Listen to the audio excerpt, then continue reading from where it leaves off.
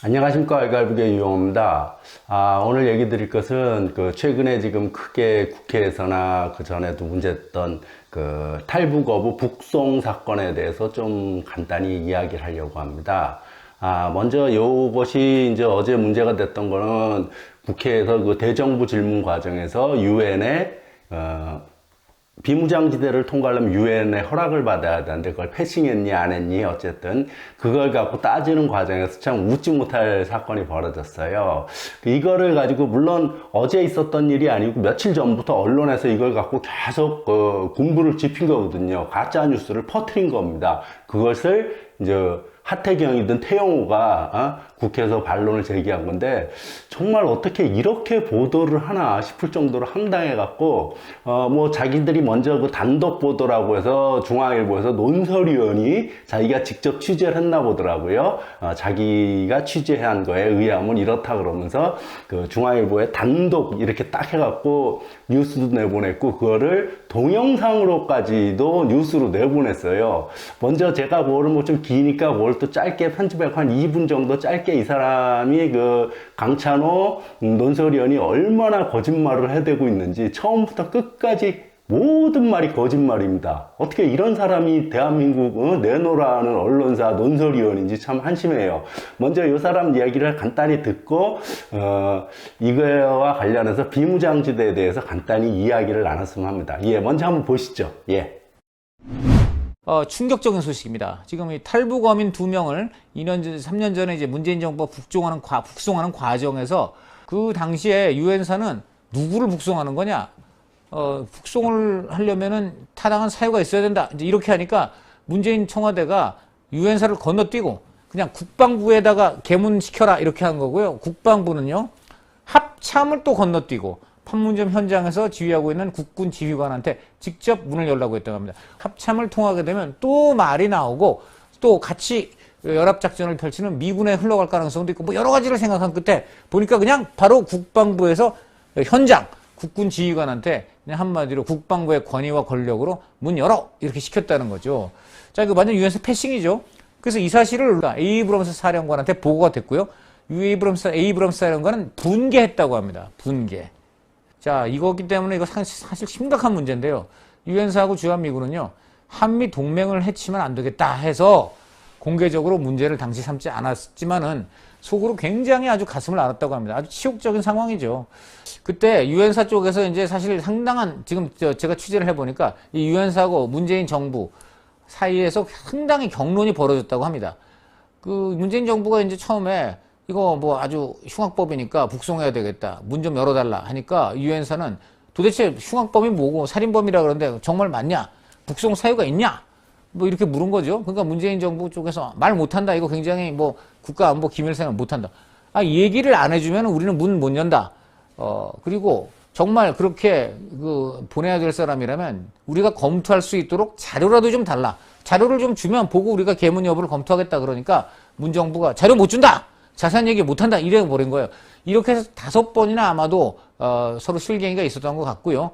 결국 정부가 유엔사 건너뛰고 이제 국군에 그래서 손쉽게 말이 먹히는 당시 현장 군인들한테 개문을 지시한 거고요. 이렇게까지 그냥 급하고 이렇게까지 충돌을 마구잡이로 그냥 일으키면서 보낸 이유가 뭔지 다시 한번 문재인 정부 사람들은 해명을 해야 할 것입니다. 보셨죠? 여기서 얘기하는 건 유엔사를 패싱했다. 유엔사를 패싱하는 과정에서 국방부의 국군에게 대통령이 쉬운 말로 정부가 직접 명령을 내려서 통과했고 이것은 정전협정 위반이기 때문에 유엔사 미 주한미군 사령관이 크게 노했고 난리가 났다. 5번이나 통지를 5번씩 거부당하고 뭐 서류라도 달라 그랬더니 안 주고 마치 문재인 정부가 대단한 자주정부인 것처럼 묘사를 해요. 물론 그랬으면 저는 개인적으로 좋죠. 만약에, 지금 현재 비무장지대를 통과하는 데 있어서 주한미군의 허락을 받지 않고 넘어가려면 목숨을 걸어야 돼요. 즉, 만약에 이 사람 논리대로, 강찬호 논설위원 논리대로 진짜 문재인 정부 때 그렇게 패싱했다. 그러면은 목숨을 걸고 했었어야 되는 거예요. 그러지 못하고 마치 민주당 정부가 무척 자주정부인 것처럼 얘기를 하는데 좀 너무 황당해갖고, 아, 참 황당해요, 좌우지간. 이런 거짓말을 하나부터 열까지 다 거짓말입니다. 어떻게 이런 사람이 논설위원을 하고 있는지 참 한심해요.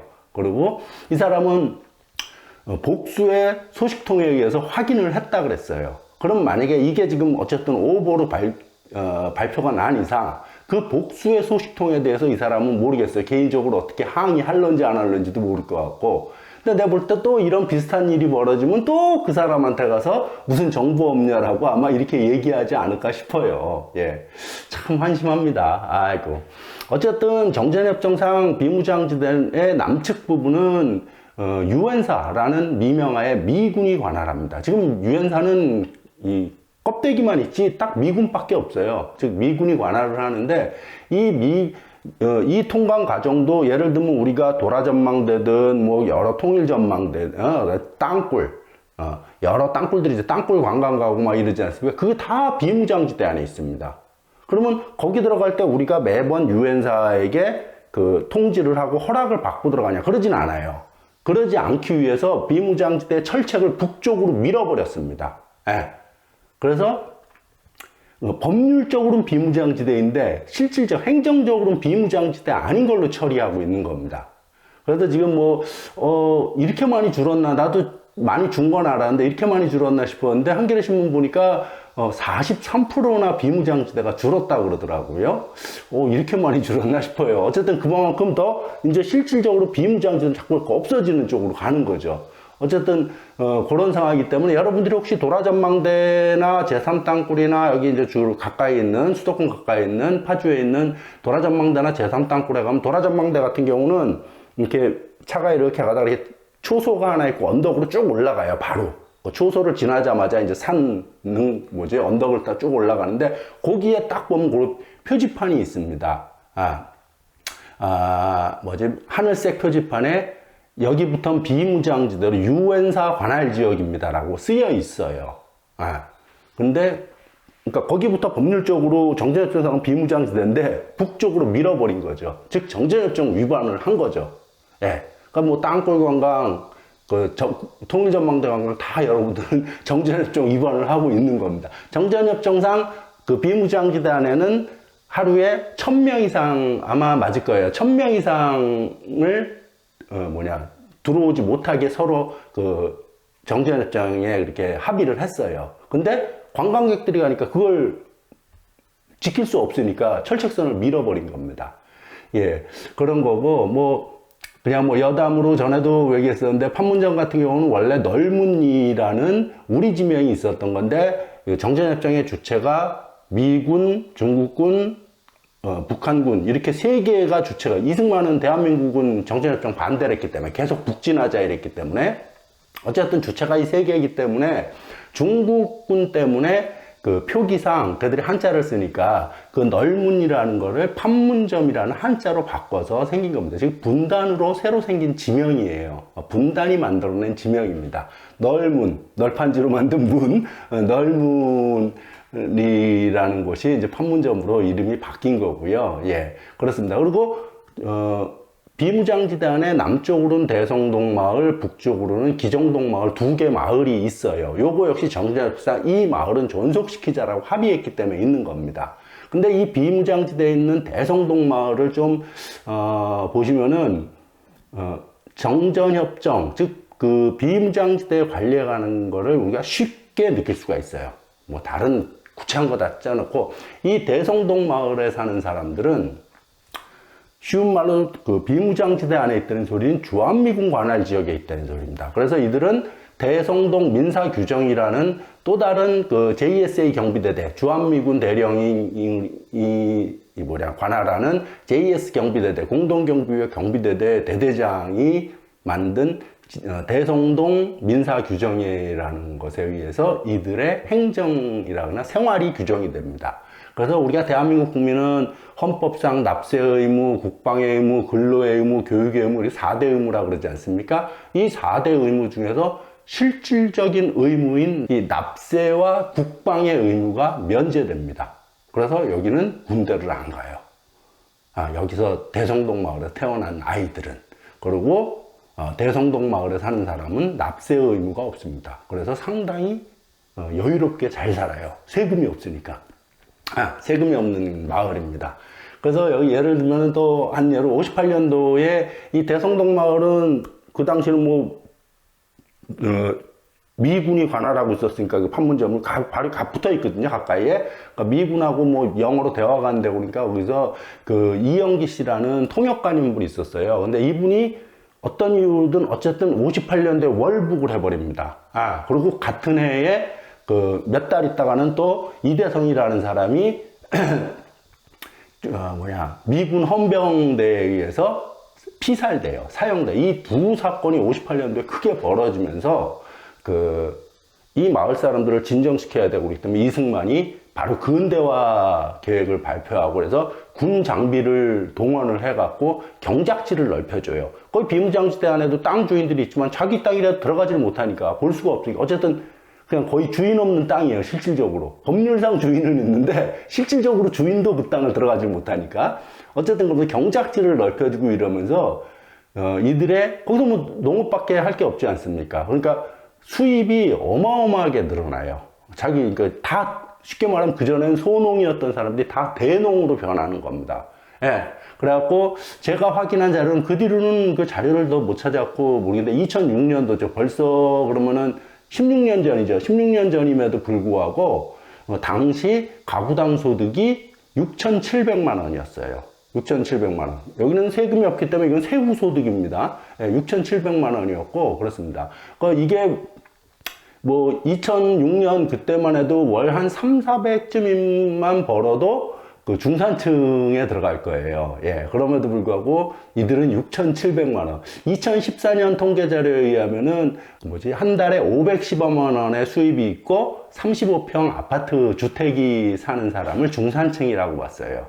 그러니까 뭐 수입만 놓고 보면 한 6천? 월 6천만 되면 중산층으로 본 게 2014년이지 않습니까? 근데 이들은 이미 2006년도에 6,700만 원의 수입을 거두고 있었습니다. 어쨌든 그런 독특한 곳입니다, 이곳은. 그래서 참, 그러니까 너무 이 비무장지대에 대해서 너무 모르는 있다 그래야 되나? 물론 그 아까 말씀드린 중앙일보 뭐 논설위원, 강찬호 논설위원은 쭉 얘기하는 걸 보면은 앞에서는 제가 이제 기니까 잘라서 편집을 해서 그런데 비무장지대의 사실에 대해서 정확히 알고 있어요. 비무장지대가 법률적 성격에 대해서 정확히 알고 있음에도 불구하고 문재인 정부는 그렇게 미군을 패싱했다. 라고 이야기를 하고 있는 겁니다. 참 이렇게 너무나 태연하게 거짓말을 하고 있는 그 모습에 제가 놀랐습니다. 예.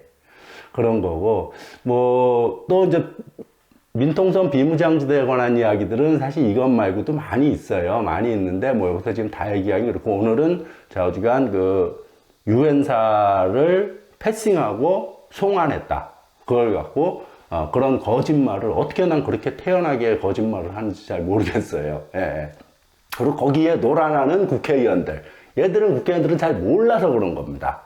비무장지대의 법률적 성격에 대해서 잘 모르기 때문에 그런 보도가 나오니까 그걸 갖고 이제 그 통일부 장관, 국방부 장관한테 질의를 한 거죠. 근데 띨팍하게 같은 통일부 장관, 국방부 장관 다 윤석열 정부 하에 장관이지 않습니까? 지금 같은 편끼리 지금 그게 커뮤니케이션이 안 됐던 거예요. 예. 뭔가 문재인 정부가 그 불법, 비인권적인, 불법적인 송환을 했다라고 이야기를 하고 싶어서 마치 그렇게 연출을 했는데, 그쵸. 여기 국방부 장관이 통일부 장관 그 법률적인 성격을 너무나 잘 알고 있는데, 그렇다고 여기서 패싱했다고 말은 할 수 없는 거죠. 그러니까 이렇게 이런 난리가 난 겁니다.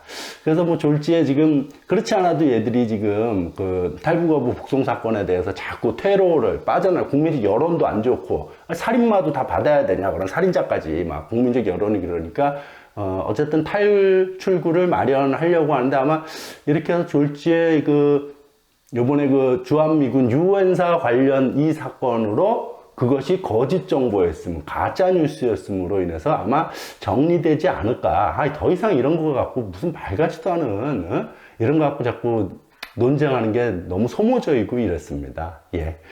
예, 어쨌든 이렇게 그냥 간단하게 비무장지대와 관련돼서 하도 어처구니 없어서 요 이야기를 한번 정리를 해봤습니다. 예, 감사합니다.